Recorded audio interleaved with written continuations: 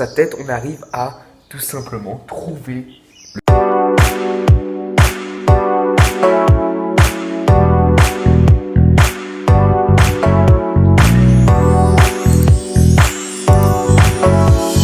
Aujourd'hui, on se retrouve pour l'épisode 4 de la série, le meilleur processus de vente. Et aujourd'hui, on va voir ensemble, c'est quoi la quatrième étape dans le processus de vente. On a vu que la première étape, c'était avoir une bonne attitude. La deuxième étape, c'était d'accueillir le client afin qu'il ait les informations et qu'on puisse l'introduire à lui fournir ces informations.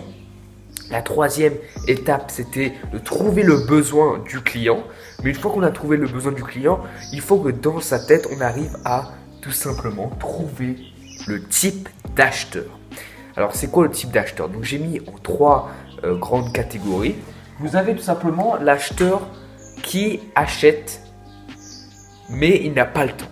En gros, il veut acheter, mais il n'a pas le temps. Donc, vous voyez qu'il peut acheter, mais il n'a pas le temps. Donc, ça veut dire quoi? Ça veut dire que la personne qui n'a pas le temps, le plus souvent, c'est une personne qui a les moyens d'acheter. Donc, si vous arrivez à déterminer un acheteur qui n'a pas le temps, ça veut dire que cet acheteur a les capacités d'acheter, a les moyens d'acheter.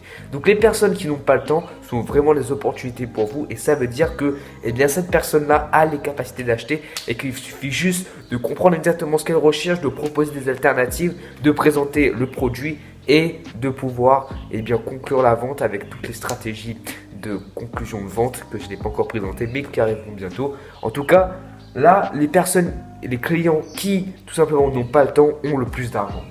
Ensuite, vous avez les acheteurs qui en fait sont sur le prix, ils cherchent le moins cher. Donc ça, vous devez essayer de comprendre avant. Essayez d'identifier ça parce qu'il ne faut pas juger une personne, par exemple, qui semble avoir les moyens juste parce qu'il est bien habillé, etc. Mais il faut tout simplement, malgré le fait que peut-être vous allez perdre du temps à essayer de lui proposer des alternatives, essayez de comprendre, essayez de tout simplement d'identifier si l'acheteur ou pas est une personne qui est plutôt sur le prix. Et normalement, ça se remarque très rapidement, mais laissez ça vraiment très tard, très loin dans les négociations. Parce que si, juste parce qu'il vous dit que le prix est trop élevé, vous croyez que c'est un acheteur sur le prix, non, il faut quand même réussir à répondre à ces plaintes. Et vraiment à la fin, s'il continue à vous balancer les prix, là c'est un acheteur sur le prix. Et enfin, vous avez les acheteurs qui recherchent de l'information. Alors les informations, ça peut être le prix, ça peut être les conditions, etc. Alors ces personnes-là, ils ne veulent pas prendre une décision aujourd'hui, mais si vous arrivez à présenter votre produit, à répondre à leurs besoins, ils pourraient tout simplement prendre une décision. Ou même s'ils ne prennent pas une décision, vous pouvez savoir ce qu'ils recherchent.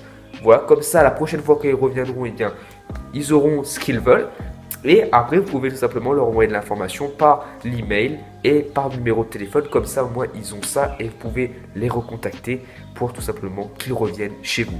Donc, voilà un peu les trois types d'acheteurs. Ceux qui n'ont pas le temps, ceux qui, ils veulent tout simplement le moins cher. Et vous avez également ceux qui recherchent de l'information. Maintenant, quels sont vos types d'acheteurs ?